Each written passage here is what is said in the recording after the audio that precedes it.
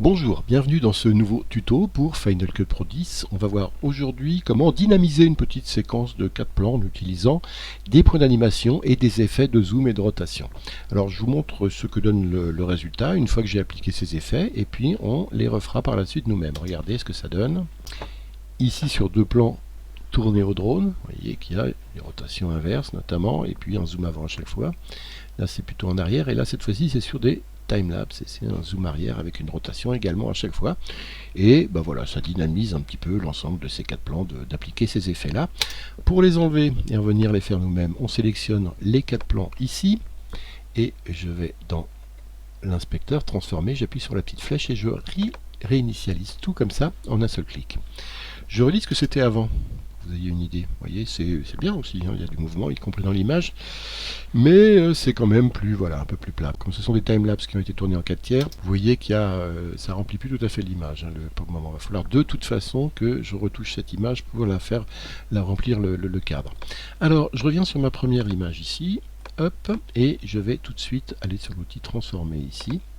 Pourquoi? Pour pouvoir afficher ici les points clés et mettre automatiquement des points clés sur tous les points d'animation de cette nouvelle image. Donc j'ajoute un point clé au début, je ne change rien mais j'ai posé des points d'animation ici, vous voyez, automatiquement.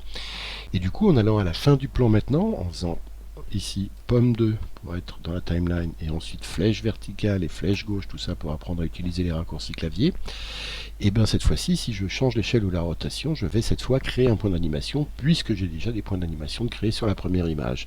Donc on va ici faire un bon zoom avant comme ça et puis une rotation positive de 8, 9, 10 degrés. Alors, et puis je peux même me permettre de recadrer un petit peu tout ça pour que le bateau soit plus apparent. Voilà, comme ça. Bon, je suis sur des plans en 4K, des rushs en 4K, ce qui m'aide quand même à pouvoir bien zoomer dedans. Maintenant, je fais pomme 2 pour retourner dans ma timeline, je fais une flèche bas pour avancer d'une image, et ici, je viens remettre un petit point clé d'animation sur tous mes paramètres de transformer.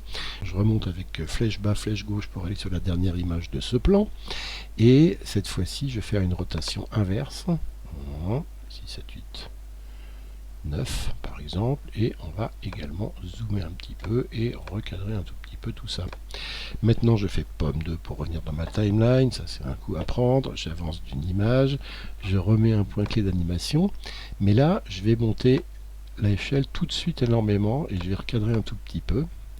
Pourquoi? Pour faire un zoom arrière cette fois-ci. Donc cette fois-ci je retourne, hop, pomme 2 dans ma timeline, flèche bas, flèche gauche, et cette fois-ci je vais faire à nouveau une animation négative de 9 degrés ou de 10 degrés au départ, mais cette fois-ci je fais un zoom dans l'autre sens, c'est-à-dire que je resserre un peu mon image comme ça par exemple, je vais bouger un petit peu comme ça, pomme 2 pour revenir dans ma timeline, j'avance d'une image, je crée un point d'animation, je monte l'image ici énormément, et cette fois-ci je vais faire du positif, donc je mets déjà quelques 7 degrés, un peu de rotation, je fais pomme 2 pour retourner en bas, je vais à la fin de sur ma dernière image en faisant pomme flèche du bas et flèche gauche, et cette fois-ci je vais inverser, hop, ouais, peut-être pas tant 16 degrés, et puis on va 5 degrés, et puis on va ici dézoomer un petit peu comme ça, et voilà, on a à nouveau dynamisé la séquence d'une autre manière,